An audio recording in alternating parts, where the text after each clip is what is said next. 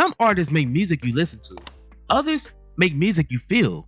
This man created a feeling with the shimmering tone of his vibraphone and grooves rooted in jazz, funk, and soul. He crafted a sound that would quietly shape decades of black music. His work became the bridge connecting to jazz, funk, neo-soul, and hip-hop. Before sampling culture, before the rise of neo-soul, before producers turned dusty records into gold, this man was already there. This is the life and legacy of a musical visionary whose influence could be heard everywhere, even when his name isn't spoken. The centerpiece of today's video is all about Roy Ayers. Now, if you guys love my videos and love supporting me, then I suggest you become a member of the channel where I will be releasing exclusive videos just for you all. Be sure to get that family tier so you won't miss out on these exclusive perks. If you guys would love to connect with me outside of YouTube, then I am officially announcing that I am on Discord. Here, you can provide me with feedback on my recent uploads.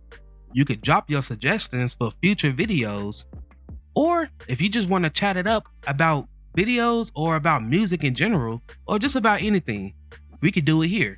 We could do it together. I hope to see you there.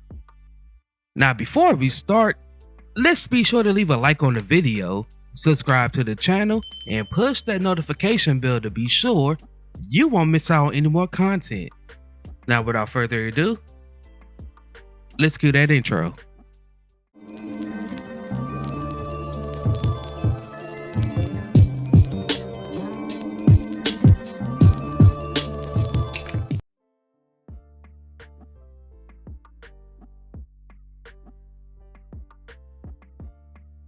Roy Ayers was born on September 10th, 1940 in Los Angeles, California, into a musical household where music wasn't optional, it was life.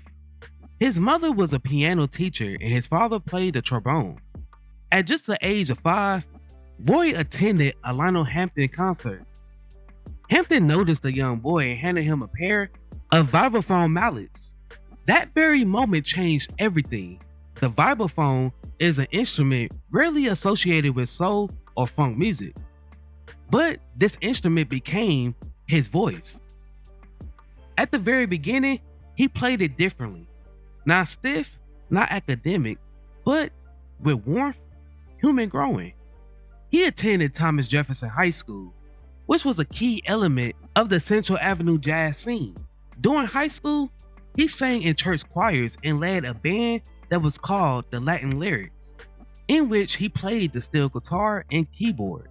His high school produced some excellent musicians, included Dexter Gordon. Roy formerly studied music at Los Angeles City College, where he sharpened his understanding of harmony, composition, and improvisation. The vibraphone became his voice. It was warm, melodic, and expressive. And in the early 60s, he first recorded as a bebop sideman in 1962. He released his first debut studio album that was titled West Coast Vibes in 1963. When he dropped out of Los Angeles City College is where he rose to prominence. He joined jazz flautist Herbie Mann in 1966.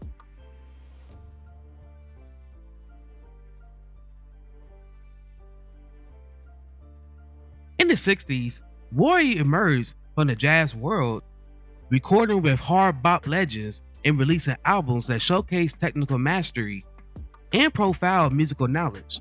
But Roy wasn't content with staying inside the rules of jazz. While many musicians guarded the tradition, Roy listened to what was happening in the streets. That included soul music, funk rhythms, and black culture, which was evolving in real time.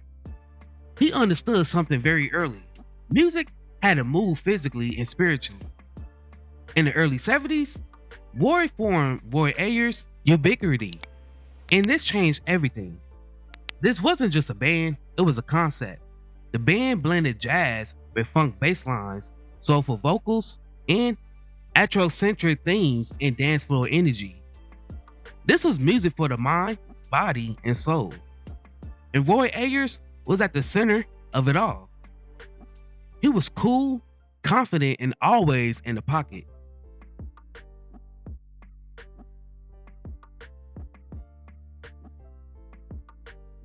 In 1976, Roy released a song that would outlive trends, genres, and decades.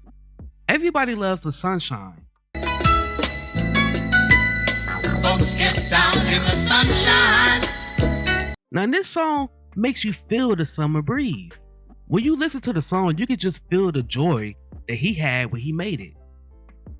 The song didn't just become a hit, it became a mood, a cultural staple, and eventually one of the most sampled tracks in music history. In late 1979, Roy scored his only top 10 single on the Billboard Hot Disco and Dance charts with the song Don't Stop the Feeling.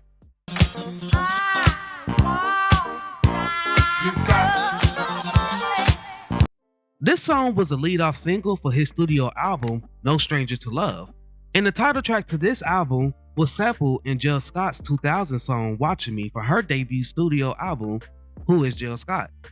In 1981, he released his own studio album titled Africa, Center of the World.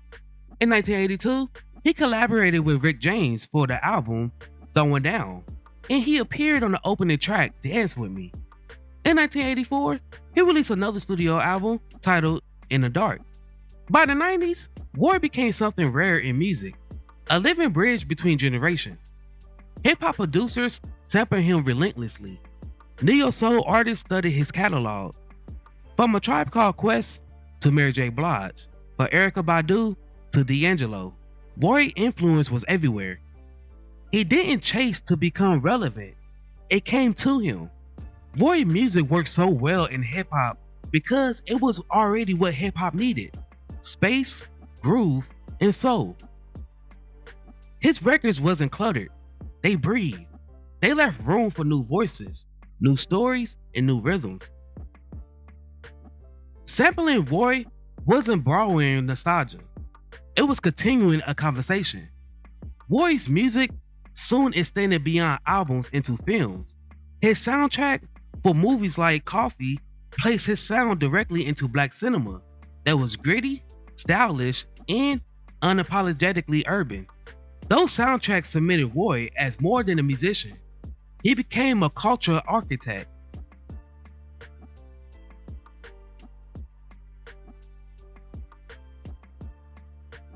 Roy's music traveled far beyond the United States.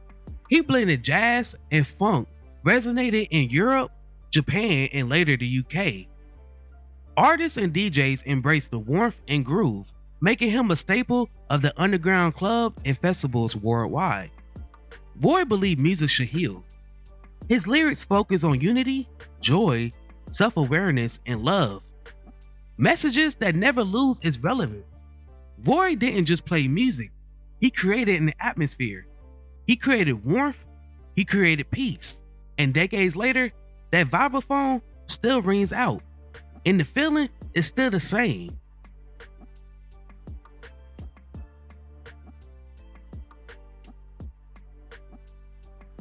Roy never chased charts, he never reinvented himself for radio. His philosophy was simple: stay true, stay soulful, and stay connected to the people. That consistency is why his music never feels dated. It exists outside of time. Roy didn't just make songs, he created an atmosphere of emotion and energy. His music reminds us that innovation doesn't always arrive loudly. It can arrive smoothly, steadily, and warmly. Sadly, on March 4th, 2025, after battling a long illness, Roy passed away at the age of 84. Decades later, his sound still travels through speakers, samples, and souls. Because style changes and genre fades, some music doesn't just play, it grows. With a vibraphone in his hands and jazz in his soul, Roy created music that crossed generations, genres, and cultures. He blended jazz, funk, soul, and spirituality into a sound that felt timeless. Music that can move a dance floor and still speak to the heart. Now, before we go, I have a question for you all. What is your favorite song by Roy Ayers?